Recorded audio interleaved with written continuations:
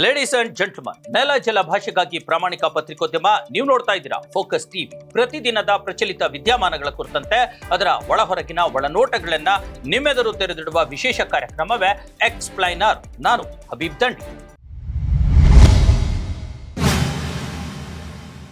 S ವೀಕ್ಷಕರೇ, ಇವತ್ತು ಒಂದು ದೊಡ್ಡ ಮಟ್ಟದ ವಿಚಾರ ಚರ್ಚೆ ಆಗ್ತಾ ಇರ್ತಕ್ಕಂಥದ್ದು. ಕಾಂಗ್ರೆಸ್ ಪಕ್ಷವನ್ನ ನಾಶ ಮಾಡೋರು ಯಾರು, ಯಾರಿಂದ ಕಾಂಗ್ರೆಸ್ ಪಕ್ಷದ ನಾಶ ಮತ್ತು ಯಾಕೆ ಅನ್ನುವಂಥ ಒಂದು ವಿಚಾರವನ್ನ ನಾನು ಚರ್ಚೆ ಮಾಡ್ತಾ ಇದ್ದೀನಿ. ಏನಿದು ಇದಕ್ಕಿದ್ದಂತೆ ಈ ತರ ಒಂದು ಪಕ್ಷದ ನಾಶದ ಬಗ್ಗೆ ಮಾತನಾಡ್ತಿದ್ದೀರಲ್ಲ ಅನ್ನುವಂಥ ಪ್ರಶ್ನೆ ನಿಮ್ಮಲ್ಲಿ ಎದ್ದಿದ್ರೆ ಅದಕ್ಕೆ ಉತ್ತರಗಳು ನನ್ನ ಬಳಿ ಇವೆ. ಯಾಕಂತಂದ್ರೆ ನಾನು ಫಸ್ಟೇ ಸ್ಪಷ್ಟಪಡಿಸ್ಬಿಡ್ತೇನೆ, ಕಾಂಗ್ರೆಸ್ ಪಕ್ಷದ ನಾಶ ಅಥವಾ ಇನ್ಯಾವುದೇ ಪಕ್ಷದ ನಾಶ ಬಗ್ಗೆ ಇದು ನನ್ನ ನಿಲುವಲ್ಲ, ಫೋಕಸ್ ಟಿವಿಯ ನಿಲುವಲ್ಲ. ಯಾರ್ಯಾರು ಯಾಕೆ ಈ ಮಾತುಗಳನ್ನು ಹೇಳಿದ್ರು ಮತ್ತು ಅದರ ಹಿಂದಿನ ರಾಜಕಾರಣ ಉದ್ದೇಶ ಏನು ಅನ್ನೋದ್ರ ಕುರಿತಂತೆ ನಾನಿವತ್ತು ಮಾತನಾಡ್ತಿದ್ದೇನೆ. ಯಾಕಂತಂದ್ರೆ ಒಂದು ಪಕ್ಷ ಅಂದ್ರೆ ಸ್ವಾತಂತ್ರ್ಯ ಪೂರ್ವದಿಂದಲೂ ಇರತಕ್ಕಂಥ ಒಂದು ಸಂಘಟನೆ ಪಕ್ಷ ಇವತ್ತು ಈ ಪರಿಸ್ಥಿತಿಗೆ ಯಾಕೆ ಬಂತು ಮತ್ತು ಏನು ಆಗ್ತಾ ಇದೆ ಅನ್ನುವಂಥ ಒಳ ವಿಚಾರಗಳನ್ನ ನಿಮ್ಮ ಮುಂದೆ ಇಡಬೇಕಾಗಿರ್ತಕ್ಕಂಥದ್ದು ಇಂದಿನ ಅಗತ್ಯ ಕರ್ತವ್ಯ.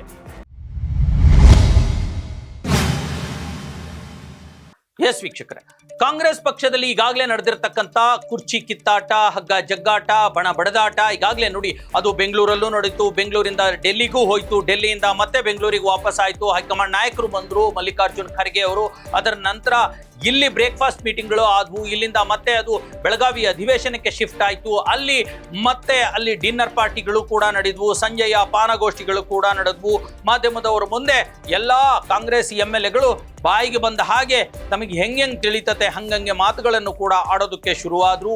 ಈ ನಡುವೆ ಮುಖ್ಯಮಂತ್ರಿ ಸಿದ್ದರಾಮಯ್ಯನವರ ಮಗ ಕೂಡ ಆಗಿರ್ತಕ್ಕಂಥ ಯತೀಂದ್ರ, ಮಹಾನ್ ಮೇಧಾವಿ ಮತ್ತು ತುಂಬಾ ಬುದ್ಧಿವಂತಿಕೆ ಇರುವಂತಹ ವಿಧಾನ ಪರಿಷತ್ ಸದಸ್ಯರವರು, MLA ಕೂಡ ಆಗಿದ್ರು, ಈಗ ವಿಧಾನ ಪರಿಷತ್ ಸದಸ್ಯರಾಗಿರ್ತಕ್ಕಂಥದ್ದು ಮಹಾನ್ ಮೇಧಾವಿ ಯತೀಂದ್ರ ಯಾವಾಗ ಬೇಕು ಅವಾಗ, ಹೇಗೆ ಬೇಕೆ ಹಾಗೆ ಒಂದು ರೀತಿಯ ಉದ್ದಟತನದ ಹೇಳಿಕೆಗಳು ಅಥವಾ ಜನ ಹುಬ್ಬೇರಿಸುವಂತ ಹೇಳಿಕೆಗಳು ಮತ್ತು ಆಶ್ಚರ್ಯ ಪಡುವಂತ ಹೇಳಿಕೆಗಳು, ಎಲ್ಲದಕ್ಕಿಂತ ಹೆಚ್ಚಿನದಾಗಿ ಕಾಂಗ್ರೆಸ್ ಪಕ್ಷದಲ್ಲೇ ಕಾಂಗ್ರೆಸ್ ನಾಯಕರ ಒಳಗೆ ಬೆಂಕಿ ಹಚ್ಚುವಂತ ಹೇಳಿಕೆಗಳನ್ನ ಕೂಡ ಅವ್ರು ಕೊಡ್ತಾ ಇರತಕ್ಕಂಥದ್ದು. ಇವತ್ತು ಕಾಂಗ್ರೆಸ್ ಪಕ್ಷ, ಕಾಂಗ್ರೆಸ್ ಸರ್ಕಾರ, ರಾಜ್ಯ ಸರ್ಕಾರದ ಮೇಲೆ ಸಾರ್ವಜನಿಕರು ಒಂದು ರೀತಿಯ ಅಸಹ್ಯ ಹುಟ್ಟಿಸುವಂತಹ ಪರಿಸ್ಥಿತಿ ನಿರ್ಮಾಣವಾಗಿದೆ. ಆದರೆ ಇಲ್ಲಿ ವೀಕ್ಷಕರೇ, ಕೇವಲ ಇಷ್ಟೇ ನಡೀತಾ ಇಲ್ಲ.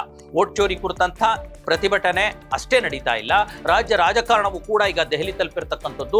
ಆದರೆ ನಮ್ಮ ಮೂಲ ಪ್ರಶ್ನೆಗೆ ಅಥವಾ ಮೂಲ ವಿಚಾರಕ್ಕೆ ನಾವು ಮರಳೋದಾದ್ರೆ, ಸಾಕಷ್ಟು ಜನ ಈ ಕುರಿತಂತೆ ಅಂದ್ರೆ ಕಾಂಗ್ರೆಸ್ ಪಕ್ಷದ ಈ ಒಳಜಗಳವನ್ನ ನೋಡಿದ ಹಾಗೆ ಈ ಪಕ್ಷ ಇರೋದಿಲ್ಲ ಕಣ್ರಿ, ಹಾಳಾಗೋಗ್ಬಿಡುತ್ತೆ, ಸರ್ಕಾರ ಇರೋದಿಲ್ಲ ಕಣ್ರಿ ಅನ್ನೋಂಥ ಮಾತನ್ನ ಹೇಳ್ತಿದ್ದಾರೆ. ಹಾಗಾದ್ರೆ ಯಾಕೆ ಹೇಳ್ತಿದ್ದಾರೆ, ಯಾರು ಹೇಳ್ತಾ ಇದ್ದಾರೆ ಅನ್ನುವಂಥದ್ದು ಕೂಡ ನಿಮ್ಮ ಮುಂದೆ ಇಡ್ತೀನಿ.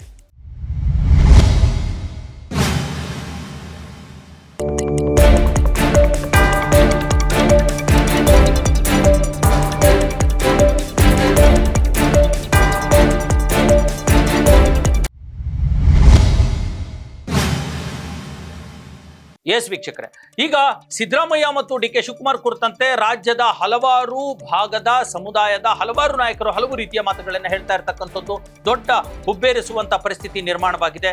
ಈಗಾಗಲೇ ನೋಡಿ, ನಮ್ಮ ಅಜನ್ಮ ಹೋರಾಟಗಾರ, ವಿಶ್ವವಿಖ್ಯಾತ ಮತ್ತು ವರ್ಲ್ಡ್ ರೆಕಾರ್ಡ್ ಅನ್ನೇ ಮಾಡಿರ್ತಕ್ಕಂಥ ಕನ್ನಡ ಪರ ಹೋರಾಟಗಾರ, ಹಿರಿಯ ರಾಜಕಾರಣಿ, ಒಂದು ಕನ್ನಡದ ಅಸ್ಮಿತೆ, ಕನ್ನಡದ ಚೇತನ ಅಂತಾನೆ ಕರೆಸ್ಕೊಳ್ಳುವಂಥ ವಾಟಾಳ್ ನಾಗರಾಜ್ ಅವರು ಒಂದು ಮಾತನ್ನ ಈ ರೀತಿ ಕಾಂಗ್ರೆಸ್ ಪಕ್ಷದ ಸರ್ವನಾಶದ ಮಾತುಗಳಿಗೆ ಒಂದು ಅವರ ನಾಂದಿಯನ್ನು ಹಾಡ್ಬಿಟ್ರು. ವಾಟಾಳ್ ನಾಗರಾಜ್ ಮೊನ್ನೆ ಕೆಲವೇ ದಿನಗಳ ಹಿಂದೆ ಒಂದು ಮಾತನ್ನ ಹೇಳಿದ್ರು. ಈ ಕುರ್ಚಿ ಕಿತ್ತಾಟಕ್ಕೆ ಸಂಬಂಧಪಟ್ಟ ಹಾಗೆ ಅವ್ರು ಹೇಳಿರ್ತಕ್ಕಂಥದ್ದು, CM ಸಿದ್ದರಾಮಯ್ಯನವರನ್ನ ಆ CM ಸ್ಥಾನದಿಂದ ಕೆಳಗಿಳಿಸಿದ್ರೆ ಕಾಂಗ್ರೆಸ್ ಪಕ್ಷ ರಾಜ್ಯದಲ್ಲಿ ಸರ್ವನಾಶವಾಗುತ್ತೆ ಅನ್ನುವಂಥ ಹೇಳೋದ್ರ ಮೂಲಕ ನಾಂದಿಯನ್ನು ಹಾಡಿದ್ರು. ಅದರ ನಂತರ ಸರ್ವನಾಶದ ಮಾತನಾಡಿರ್ತಕ್ಕಂಥದ್ದು ಈಡಿಗ ಸಮುದಾಯದ ಪ್ರಣವಾನಂದ ಸ್ವಾಮೀಜಿ. ಅವರಿಗಾಗಲೇ 18 ಅತಿ ಹಿಂದುಳಿದ ಸ್ವಾಮೀಜಿಗಳ ಒಕ್ಕೂಟವನ್ನು ಕಟ್ಕೊಂಡು DK ಶಿವಕುಮಾರ್ ಅವ್ರ ಮನೆಗೆ ಎಡತಾಗ್ತಾನೇ ಇದ್ದಾರೆ. ದಿನಕ್ಕೆ 3 ಸಲ, 3 ದಿನಕ್ಕೆ 2 ಸಲ ಈ ರೀತಿ ಭೇಟಿ ಕೊಡ್ತಾನೆ ಇದ್ದಾರೆ. ಅವ್ರು ಹೇಳುವಂಥದ್ದು ಯಾವುದೇ ಕಾರಣಕ್ಕೆ DK ಶಿವಕುಮಾರ್ ಅವರೇ ಮುಖ್ಯಮಂತ್ರಿ ಆಗಬೇಕು ಅನ್ನುವಂಥ ಒಂದು ಒತ್ತಾಯವನ್ನು ಮಾಡ್ತಿದ್ದಾರೆ. ಅದರ ಒಂದು ಪಿತ್ತನೋ ಅಥವಾ ಆ ಮಾತಿನ ಆ ಭೇಟಿಯ ಅಮಲು ಎಷ್ಟು ತಲೆಗೇರಿದೆ ಅಂತಂದ್ರೆ, DK ಶಿವಕುಮಾರ್ ಅವರ ಮನೆ ಎದುರುಗಡೆನೆ ನಿಂತ್ಕೊಂಡು ಮಾಧ್ಯಮದವರ ಎದುರುಗಡೆ ಅವರು ಹೇಳಿರ್ತಕ್ಕಂಥದ್ದು, ಶ್ರೀ ಪ್ರಣವಾನಂದ ಸ್ವಾಮೀಜಿಗಳು DK ಶಿವಕುಮಾರ್ ಅವರನ್ನ CM ಮಾಡದಿದ್ದರೆ ಕಾಂಗ್ರೆಸ್ ಪಕ್ಷ ಸರ್ವನಾಶವಾಗುತ್ತೆ ಅನ್ನುವಂಥ ಒಂದು ಮಾತನ್ನ ಅವ್ರು ಹೇಳ್ಬಿಟ್ರು. ಈ ಕಡೆ ಸಿದ್ದರಾಮಯ್ಯ ಸಿಎಂ ಮಾಡದೇ ಇದ್ರೆ ಕಾಂಗ್ರೆಸ್ ಸರ್ವನಾಶವಾಗುತ್ತೆ ಅಂತ ವಾಟಾಳ್ ಹೇಳಿದ್ರೆ, ಪ್ರಣವಾನಂದ ಸ್ವಾಮೀಜಿಗಳು ಡಿಕೆನ ಸಿಎಂ ಮಾಡದೇ ಇದ್ರೆ ಕಾಂಗ್ರೆಸ್ ಸರ್ವನಾಶವಾಗುತ್ತೆ ಅನ್ನುವಂಥ ಮಾತನ್ನ ಹೇಳ್ತಿದ್ದಾರೆ. ಇದ್ರ ಜೊತೆಗೆ ನಮ್ಮ ಫೈರ್ ಬ್ರಾಂಡ್, ಕಾಂಗ್ರೆಸ್ ಪಕ್ಷದ ಮಾಜಿ ಸಚಿವ, ತುಮಕೂರಿನ ಫೈರ್ ಬ್ರಾಂಡ್ KN ರಾಜಣ್ಣ ಕೆಲವು ದಿನಗಳ ಹಿಂದೆ ಒಂದು ಮಾತನ್ನ ಹೇಳ್ಬಿಟ್ಟಿದ್ರು.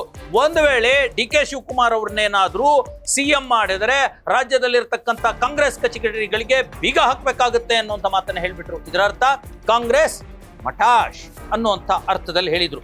ಇದ್ರ ಜೊತೆಗೆ ನಮ್ಮ ಏನು ಇವರಿದ್ದಾರೆ ಕಾಂಗ್ರೆಸ್ ಅಲ್ಲೇ ಇದ್ದು ಹಿರಿಯ ತಮ್ಮ ಇಡೀ ಜೀವಮಾನವನ್ನ ಕಾಂಗ್ರೆಸ್ ಅಲ್ಲೇ ಕಳೆದು ಬಿಜೆಪಿಗೆ ಹೋಗಿ, ಅಲ್ಲಿಂದ ಕಾಂಗ್ರೆಸ್ JDSಗೂ ಹೋಗಿ, JDS ಇಂದ ಮತ್ತೆ ಬಿಜೆಪಿಗೂ ಹೋಗಿ ಅಲ್ಲಿ MLC ಆಗಿರ್ತಕ್ಕಂಥ ವಿಶ್ವನಾಥ್, ಹಳ್ಳಿಯಕ್ಕೆ ವಿಶ್ವನಾಥ್, ಈಗಾಗಲೇ ಸಿದ್ದರಾಮಯ್ಯನವರ ವಿರುದ್ಧ ಯಾವಾಗಲೂ ದ್ವೇಷವನ್ನೇ ಉಗುಳ್ತಾ ಇರುವಂತಹ ವಿಶ್ವನಾಥ್ ಒಂದು ಮಾತು ಹೇಳಿದ್ರು, DKಗೆ ಅಧಿಕಾರ ಕೊಡದಿದ್ದರೆ ಕಾಂಗ್ರೆಸ್ ಧೂಳಿಪಟ ಆಗುತ್ತೆ ರಾಜ್ಯದಲ್ಲಿ ಅನ್ನುವಂಥ ಮಾತನ್ನ ಹೇಳಿರ್ತಕ್ಕಂಥದ್ದು ಅಲ್ವಾ.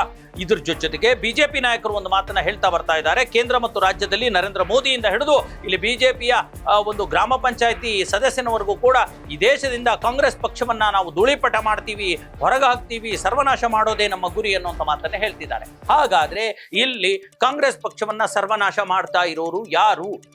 ಸರ್ವನಾಶ ಆಗತ್ತಾ? ಈಗಿನ ಕಾಂಗ್ರೆಸ್ ಪಕ್ಷದ ಪರಿಸ್ಥಿತಿ, ಇವರ ಒಳಜಗಳಗಳು ನೋಡಿದ್ರೆ ಅದಾಗತ್ತಾ ಅನ್ನುವಂಥ ಪ್ರಶ್ನೆ ಕೂಡ ಹುಟ್ಕೊಂಡಿದೆ ಅಲ್ವಾ.